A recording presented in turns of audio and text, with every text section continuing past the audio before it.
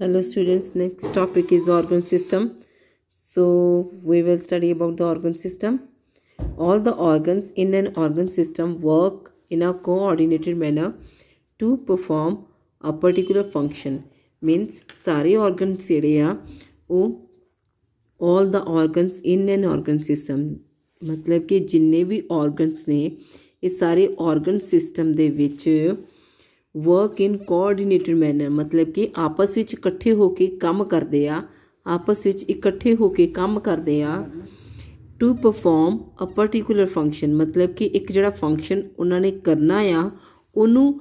ਜਿਹੜਾ फंक्शन उन्होंने ये सारे पार्ट ने फंक्शन करना आ ਉਹਨੂੰ ਸਾਰਿਆਂ ਨੂੰ ਕਰਨ ਵਾਸਤੇ ਇਹ ਸਾਰੇ आपस ਵਿੱਚ ਜੁੜ ਕੇ ਕੰਮ ਕਰਦੇ ਆ ਜਿੱਦਾਂ ਆਪਾਂ ਖਾਣਾ ਖਾਂਦੇ ਆ ਹੁਣ ਆਪਾਂ ਖਾਣਾ ਖਾਣ ਲਈ ਸਭ ਤੋਂ ਪਹਿਲਾਂ ਕੀ ਕਰਾਂਗੇ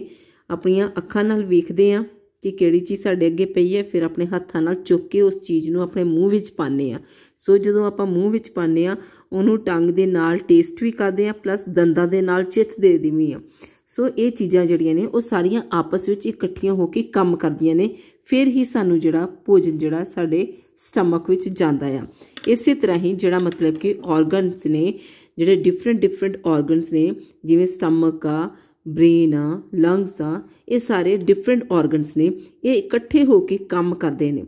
सो to perform a particular function मतलब कि एक जड़ा फंक्शन उन्होंने जिदा मतलब कि उन्होंने अगे काम करना है जिस चीज़ लिए उन्होंने काम करना है उस चीज़ लिए उन्होंने इकट्ठे होके काम करना है जिवें सपोज करो उन्होंने खाना ही साडे लिए मतलब कि जिवें असीं खाना खाने उन्होंने ही डाइजैसट करना है सब तो पहले जो फूड पाइप के राही स्टमक विच गया ਸਟਮਕ ਦੇ ਨਾਲ ਜਿਹੜਾ ਮਤਲਬ ਕਿ ਜਿਹੜੀ ਚੀਜ਼ ਆ ਉਹ ਜਿਹੜੀ ਬਲੱਡ ਜਿਹੜਾ ਆ ਉਸ ਜਿਹੜਾ ਪ੍ਰੋਪਰ ਫੂਡ ਹੋਏਗਾ ਉਹਦੇ ਨਾਲ ਜਿਹੜਾ ਬਲੱਡ ਸਰਕੂਲੇਟ ਹੋਏਗਾ ਬਲੱਡ ਪ੍ਰੋਪਰ ਜਿਹੜਾ ਸਰਕੂਲੇਟ ਹੋਏਗਾ ਉਹਨੂੰ ਭੋਜਨ ਜਾਏਗਾ ਭੋਜਨ ਦੀ ਸ਼ਕਤੀ ਉਹਨੂੰ ਵੀ ਮਿਲੇਗੀ ਸਾਡੇ ਬਲੱਡ ਨੂੰ ਠੀਕ ਹੈ ਹੁਣ ਤੁਸੀਂ ਸੋਚਦੇ ਹੋਗੇ ਕਿ ਇਹ ਚੀਜ਼ਾਂ ਕਿੱਦਾਂ ਹੋਣੀਆਂ ਬੱਚੇ ਇਹ ਸਾਰੀਆਂ ਚੀਜ਼ਾਂ ਆਪਾਂ ਵੱਡੇ ਹੋ ਕੇ ਨੈਕਸਟ ਕਲਾਸਿਸ ਵਿੱਚ ਪੜਾਂਗੇ so just you have to remember कि सारे फंक्शंस आपस ਵਿੱਚ ਇਕੱਠੇ ਹੋ ਕੇ ਇਨ ਅ ਕੋਆਰਡੀਨੇਟਡ ਮੈਨਰ ਮਤਲਬ ਕਿ ਸਾਰੇ ਆਪਸ ਵਿੱਚ ਰਲ ਮਿਲ ਕੇ ਹੀ ਕੰਮ ਕਰਦੇ ਨੇ ਕੋਆਰਡੀਨੇਟਡ ਮਤਲਬ ਹੁੰਦਾ ਹੈ ਕਿ ਆਪਸ ਵਿੱਚ ਰਲ ਮਿਲ ਕੇ ਕੰਮ ਕਰਨਾ so next is the different organ systems in the human body in turn work as a team and are able to carry out various activities means different organs ਅਲੱਗ-ਅਲੱਗ ਜਿਹੜੇ ਆਰਗਨ ਸਿਸਟਮਸ ਨੇ ਸਾਡੀ ਬਾਡੀ ਦੇ ਵਿੱਚ human body ਦੇ ਵਿੱਚ ਅਲੱਗ-ਅਲੱਗ ਜਿਹੜੇ ਆਰਗਨ ਸਿਸਟਮਸ ਨੇ in turn work as a team ਮਤਲਬ ਕਿ ਉਹ ਸਾਰੇ ਇਕੱਠੇ ਹੋ ਕੇ ਕਿੱਦਾਂ ਕੰਮ ਕਰਦੇ ਆ ਐਜ਼ ਅ ਟੀਮ ਜਿੱਦਾਂ ਸਾਰੇ ਅਸੀਂ ਇਕੱਠੇ ਹੋ ਕੇ ਲੰਗਰ ਵਿੱਚ ਖਾਣਾ ਵਰਤਾਉਂਦੇ ਆ ਸਾਰੇ ਉਹ ਸਾਡਾ ਕੀ ਆ ਟੀਮ ਵਰਕ ਅਸੀਂ ਸਾਰੇ ਆਪਸ ਵਿੱਚ ਕੰਮ ਕਰਦੇ ਹਾਂ ਜਦੋਂ ਆਨਲਾਈਨ ਕੰਮ ਕਰਦੇ ਅਸੀਂ ਸਾਰੇ ਆਪਸ ਵਿੱਚ ਇਕੱਠੇ ਹੋ ਕੇ ਕੰਮ ਕਰਦੇ ਹਾਂ ਉਹ ਸਾਡਾ ਕੀ ਆ ਟੀਮ ਵਰਕ ਸੋ ਇਸੇ ਤਰ੍ਹਾਂ ਹੀ ਸਾਰੇ ਆਰਗਨ ਸਿਸਟਮ ਜਿਹੜੇ ਆ ਉਹ ਟੀਮ ਵਰਕ ਕਰਦੇ ਨੇ and are able to carry out various activities ਮਤਲਬ ਕਿ ਫਿਰ ਉਹ ਸਾਰੀ ਅਲੱਗ-ਅਲੱਗ ਤਰ੍ਹਾਂ ਦੀਆਂ ਜਿਹੜੀਆਂ ਐਕਟੀਵਿਟੀਜ਼ ਨੇ ਉਹ ਸਾਡੇ ਸਾਹਮਣੇ ਪੇਸ਼ ਕਰਦੇ ਜਿੱਦਾਂ ਮਤਲਬ ਕਿ ਅਸੀਂ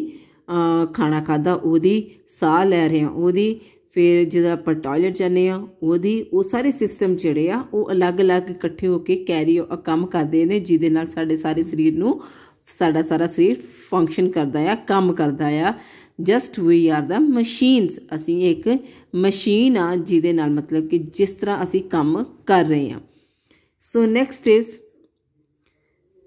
let us learn about the important organ systems in our body ਅਸੀਂ ਆਪਣੇ organ system ਬਾਰੇ important organ system ਬਾਰੇ ਆਪਣੀ body ਦੇ ਵਿੱਚ ਜਿੰਨੇ ਵੀ ਸਾਡੇ ਸਿਸਟਮ ਹੈਗੇ ਨੇ ਉਹਦੇ ਬਾਰੇ ਆਪਾਂ ਪੜ੍ਹਦੇ ਹਾਂ ਸਭ ਤੋਂ ਪਹਿਲੇ ਆਏਗਾ skeletal system so all the bones of the body skeletal system ਕੀ ਆ ਹੱਡੀਆਂ ਦਾ ਪਿੰਜਰ ਜਿਹੜਾ ਹੱਡੀਆਂ ਦਾ ਪਿੰਜਰ ਹੁੰਦਾ ਆ ਉਹਨੂੰ ਕਹਿੰਦੇ ਨੇ skeletal system all the bones in the body form the skeleton or the skeletal system ਜਾਂ ਇਹਨੂੰ skeleton system ਬੋਲ ਦਿੰਦੇ ਨੇ ਜਾਂ ਇਹਨੂੰ skeletal system ਬੋਲਦੇ ਨੇ ਠੀਕ ਹੈ ਦੋਵਾਂ ਵਿੱਚੋਂ ਕੋਈ ਵੀ ਸਿਸਟਮ ਬੋਲ ਸਕਦੇ ਹੋ ਤੁਸੀਂ ਇਹਨੂੰ ਤੋ ਇਹਦਾ ਮਤਲਬ ਕੀ ਹੈ ਕਿ ਸਾਰੀਆਂ ਬੋਨਸ ਜਿਹੜੀਆਂ ਸਾਡੀ ਬਾਡੀ ਦੇ ਵਿੱਚ ਹੁੰਦੀਆਂ ਨੇ ਜਿਹੜੀਆਂ ਸਾਡੀ ਸਾਰੀਆਂ ਬੋਨਸ ਨੇ ਉਹਨਾਂ ਨੂੰ ਕਹਿੰਦੇ ਨੇ skeleton system there are 206 bones in an adult human skeleton ਸਾਡੇ ਵਿੱਚ 2 206 ਬੋਨਸ 206 ਬੋਨਸ ਹੁੰਦੇ ਨੇ। The skeleton gives shape and support to the body. ਜਿਹੜੀ ਸਕੈਲਟਨ ਆ ਉਹ ਸਾਡੇ ਸ਼ੇਪ ਵੀ ਦਿੰਦੀ ਹੈ। ਸ਼ੇਪ ਮਤਲਬ ਕਿ ਜਿਵੇਂ ਸਾਡੇ ਹੱਥ ਵਿੱਚ ਹੱਡੀਆਂ ਨੇ ਤੇ ਸੋ ਸਾਡੇ ਹੱਥ ਨੂੰ ਸ਼ੇਪ ਮਿਲੀ ਹੋਈ ਆ। ਜੇ ਸਾਡੇ ਨੱਕ ਦੇ ਵਿੱਚ ਹੱਡੀ ਆ, ਸਾਡੇ ਨੱਕ ਨੂੰ ਸਪੋਰਟ ਮਿਲੀ ਹੋਈ ਆ। ਸੋ ਇਸੇ ਤਰ੍ਹਾਂ ਹੀ ਮਤਲਬ ਕਿ ਜਿਹੜੀਆਂ ਹੱਡੀਆਂ ਨੇ ਉਹ ਸ਼ੇਪ ਵੀ ਦਿੰਦੀਆਂ ਨੇ ਤੇ ਸਪੋਰਟ ਵੀ ਕਰਦੀਆਂ ਨੇ। ਸ਼ੇਪ ਮਤਲਬ ਕਿ ਕਿਹੜੀ ਸ਼ੇਪ ਬਣਾਉਣੀ ਆ ਉਹ ਕਰਦੀਆਂ ਨੇ, ਪਲੱਸ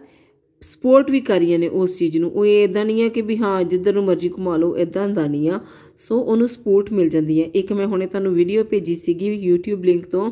ਇੱਕ ਸੀਗਾ ਟੈਡੀ ਬੀਅਰ ਵਾਲੀ। ਟੈਡੀ ਬੀਅਰ ਵਿੱਚ ਕੀ ਆ ਕਿ ਟੀਚਰ ਨੇ ਟੈਡੀ ਬੀਅਰ ਵਿੱਚ ਕਾਟਨ ਪਾਇਆ ਤੇ ਟੈਡੀ ਬੀਅਰ ਬਹੁਤ ਸੋਹਣਾ ਬਣ ਗਿਆ। ਸੋ ਜਦੋਂ ਉਹਨੇ ਕਾਟਨ ਕੱਟ ਲਿਆ ਤੇ ਉਹ ਇੱਕ ਕੀ ਬਣ ਗਿਆ, ਕੱਪੜਾ ਬਣ ਗਿਆ ਜਿਹਦੇ ਵਿੱਚ ਕੋਈ ਜਾਨ ਨਹੀਂ ਹੈਗੀ। ਇਸੇ ਤਰ੍ਹਾਂ ਹੀ ਹੁੰਦਾ ਹੈ ਕਿ ਜੇ ਸਾਡੇ ਵਿੱਚ ਹੱਡੀਆਂ ਹੈਗੀਆਂ ਨੇ, ਸਾਡੇ ਵਿੱਚ ਬੋਨਸ ਹੈਗੀਆਂ ਨੇ ਤੇ ਸਾਨੂੰ ਸਪੋਰਟ ਮਿਲੀ ਹੋਈ ਹੈ, ਸਾਨੂੰ ਸ਼ੇਪ ਮਿਲੀ ਹੋਈ ਹੈ ਸਾਡੀ ਬੋਡੀ ਨੂੰ। ਤੇ ਜੇ ਸਾਡੇ ਸਰੀਰ ਵਿੱਚ ਬੋਨਸ ਨਹੀਂ ਹੋਣਗੀਆਂ ਤੇ ਨਾ ਸਾਨੂੰ ਸ਼ੇਪ ਮਿਲੇਗੀ, ਨਾ ਹੀ ਸਾਨੂੰ ਸਪੋਰਟ ਮਿਲੇਗੀ, ਜਿਹਦੇ ਨਾਲ ਕੀ ਆ ਸਾਡਾ ਜਿਹੜਾ ਸਰੀਰ ਆ ਉਹ ਕੰਮ ਨਹੀਂ ਕਰੇਗਾ। It also protects the internal organs from injury. ਮਤਲਬ ਕਿ ਜਿਹੜੇ ਸਾਡੇ ਇੰਟਰਨਲ ਔਰਗਨਸ ਨੇ, ਜਿਵੇਂ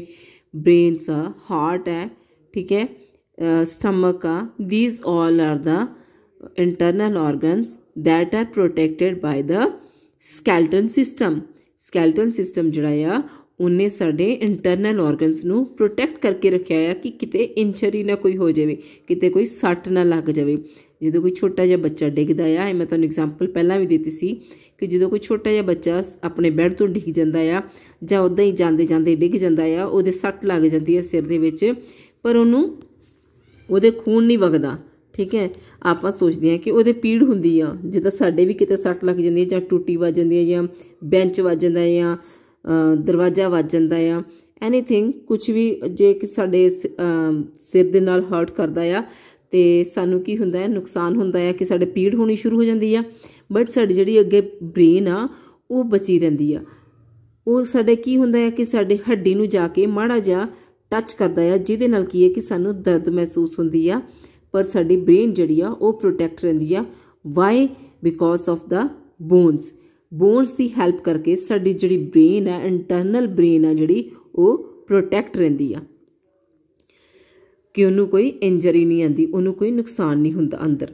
without the skeleton our body will be like a mass of jelly. ਜਦੋਂ ਜੇ ਸਾਡੇ ਬੋਨਸ ਨਹੀਂ ਹੋਣਗੀਆਂ ਤੇ ਸਾਡੀ ਜਿਹੜੀ ਬੋਡੀ ਆ ਉਹ ਇੱਕ ਜੈਲੀ ਦੀ ਤਰ੍ਹਾਂ ਹੋਏਗੀ। ਜੈਲੀ ਦੀ ਤਰ੍ਹਾਂ ਮਤਲਬ ਕਿ ਜਿੱਧਰ ਨੂੰ ਮਰਜ਼ੀ ਘੁਮਾ ਲਓ, ਇੱਦਾਂ ਟੁੱਟ ਭੱਜ, ਜਿਵੇਂ ਮਿੱਟੀ ਸਵਾਹ ਜਿੱਦਾਂ ਹੁੰਦੀ ਹੈ ਨਾ, ਇੱਦਾਂ ਦਾ ਹੋ ਜਾਏਗਾ ਕਿ ਸਾਡੇ ਵਿੱਚ ਜਾਨ ਹੀ ਨਹੀਂ ਹੋਏਗੀ, ਅਸੀਂ ਤੁਰ ਵੀ ਨਹੀਂ ਸਕਾਂਗੇ। ਜਿੱਦਾਂ ਕੋਈ ਸਰੀਰ ਜਿਵੇਂ ਆ ਜਿਹਦੀ ਡੈਥ ਹੋ ਜਾਂਦੀ ਆ, ਉਹ ਬਿਲਕੁਲ ਮੂਵ ਨਹੀਂ ਕਰ ਸਕਦਾ, ਠੀਕ ਹੈ, ਇੱਕ ਥਾਂ 'ਤੇ ਹੀ ਪਿਆ ਰਹਿੰਦਾ ਆ। ਇਸੇ ਤਰ੍ਹਾਂ ਦਾ ਹੀ ਸਾਡਾ ਸਰੀਰ ਹੋ ਜਾਏਗਾ ਕਿ ਅਸੀਂ ਉਹਨੂੰ ਨਾ ਮੂਵ ਕਰ ਸਕਦੇ ਹਾਂ, ਨਾ ਅਸੀਂ ਉਹਨੂੰ ਕੁਛ ਕਰ ਸਕਦੇ ਹਾਂ, ਕਿਉਂਕਿ ਇੱਕ ਮਾਸ ਆਫ ਜੈਲੀ ਹੋ ਜਾਂਦਾ, ਬਿਲਕੁਲ ਉਹਦੇ ਵਿੱਚ ਕੋਈ ਜਾਨ ਨਹੀਂ ਰਹਿੰਦੀ,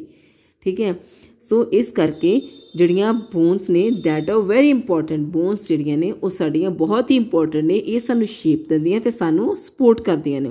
ਨੈਕਸਟ ਕਮਸ ਦਾ ਮਸਕੂਲਰ ਸਿਸਟਮ।